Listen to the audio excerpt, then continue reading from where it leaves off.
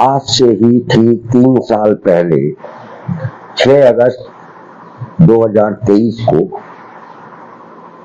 और डिपार्टमेंट अस्थायी आउटसोर्स कर्मचारी मोर्चा ने पहला आंदोलन भोपाल में किया था और उस आंदोलन की जो तैयारियां पूरे प्रदेश में और समस्त विभागों में चली थी वो ऐतिहासिक थी। और 6 अगस्त 2023 के कार्यक्रम की भी तस्वीरें पेज पर उपलब्ध है, आप पढ़ लेंगे। और उनके अंदर एक गुस्सा था, वो गुस्सा इस बात के लिए था कि जिस मध्य प्रदेश में आधा सैकड़ा कर्मचारी संगठन काम करते हैं, तमाम सारे श्रमिक संगठन काम करते हैं, लेकिन कोई इनकी बात नहीं करता था, कोई इनकी बात नहीं करता, सिर्फ इनको इस्तेमाल करते थे। स्वास्थ्य विभाग के में बड़ी संख्या में आउटसोर्स कर्मचारी है, लेकिन स्वास्थ्य विभाग के कर्मचारी संगठन जब भी कोई आंदोलन करते थे, भीड़ के रूप में स्वास्थ्य विभाग के कर्मचारियों का उपयोग करते थे। और ये उपयोग सिर्फ इसलिए होते थे कि ये सारे कर्मचारी किसी न किसी अधिकारी के अधीन काम करते थे।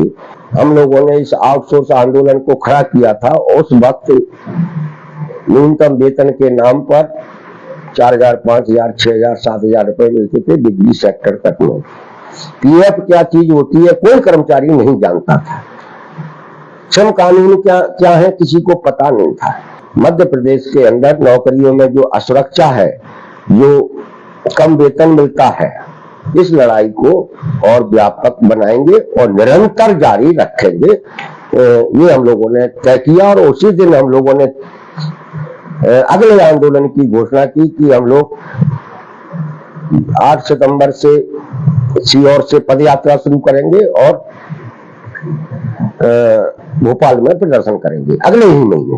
ये 3 साल पहले तक जिस आउटसोर्स कर्मचारी का कहीं नाम नहीं छपता था अखबारों में, कोई संगठन अपने ज्ञापन में इनकी मांग तक नहीं लिखता था, आज बीएमएस जैसा बड़ा संगठन आउटसोर्स कर्मचारियों के कार्यक्रम करने को मजबूर हुआ है।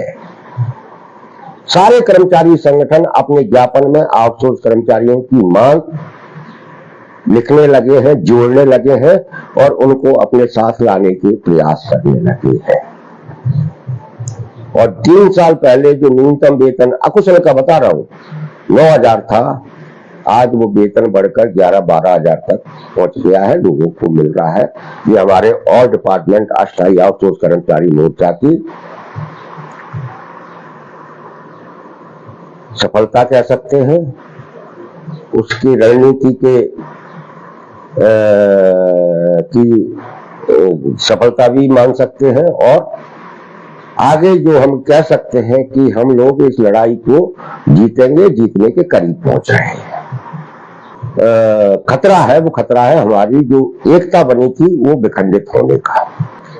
अभी हमारी एकता टूटी, हमारा जो एकता का संदेश सरकार के पास है, वो संदेश यदि इस खत्म हुआ तो सरकार जो 20-22 साल से अन्याय करती आ रही है, वो अन्याय की उम्र बढ़ जाएगी। और यदि हम लोगों के एकजुटता का संघर्ष और एकजुटता का संदेश सरकार तक बना रहा तो निश्चित रूप से हम इस लड़ाई को जीत लेंगे।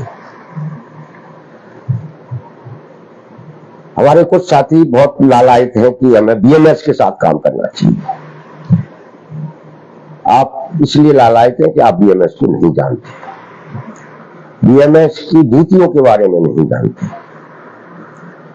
और हमारे साथ जितने लोग जुड़ रहे हैं वो सब बीएमएस को छोड़ कर आ रहे हैं। आखिर क्यों? कि बीएमएस और भारतीय जनता पार्टी से जुड़े हुए तमाम सारे नेता आउटसोर्स एजेंसियां चलाते हैं, मानव संसाधनों की खरीदी बिक्री का काम करते हैं। वो क्यों चाहेंगे कि ये आउटसोर्स प्रथा खत्म हो?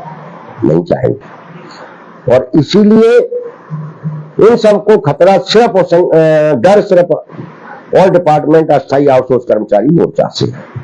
और सरकार पर दबाव सिर्फ हमारा संगठन बना सकता है और किसी संगठन में कोई दम नहीं है। बीएमएस तो बिल्कुल नहीं बना सकती।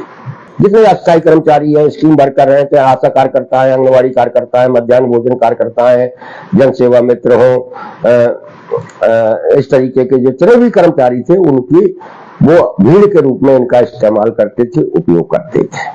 यानी एक मध्य प्रदेश में एक और ऐसे तमाम सा आउटसोर्स कर्मचारी है, जैसे कि इसमें स्वास्थ्य विभाग के लैब टेक्नीशियन है, कोरोना वॉरियर्स हैं, और भी अलग अलग विभागों से जो आउटसोर्स कर्मचारी निकाले गए, इन सब का एक सेवा बहाली का एक आंदोलन मध्य प्रदेश में विकसित हो रहा है और बहुत जल्दी ये भोपाल में संयुक्त रूप से आपको नजर आएगा।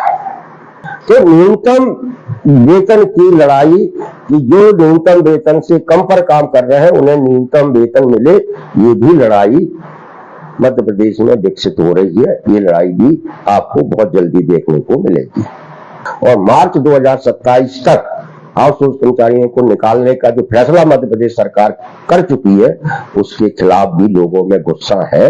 वो गुस्सा भी भोपाल की सड़कों पर आपको आने वाले दिनों में दिखाई देगा। तो हमारा संगठन इन 3 आंदोलनों की तैयारी कर रहा है। ये कुछ स्वागत आंदोलन नहीं होने वाले, ये किसी भी संगठन की मेहरबानी से नहीं होने वाले, ये कर्मचारियों की उनकी अपनी ताकत पर राजधानी के अंदर होंगे और ये ऐसे आंदोलन होंगे जिनके आप कल्पना भी नहीं कर सकते। ये आंदोलन जीतेंगे, इस बात की गारंटी है।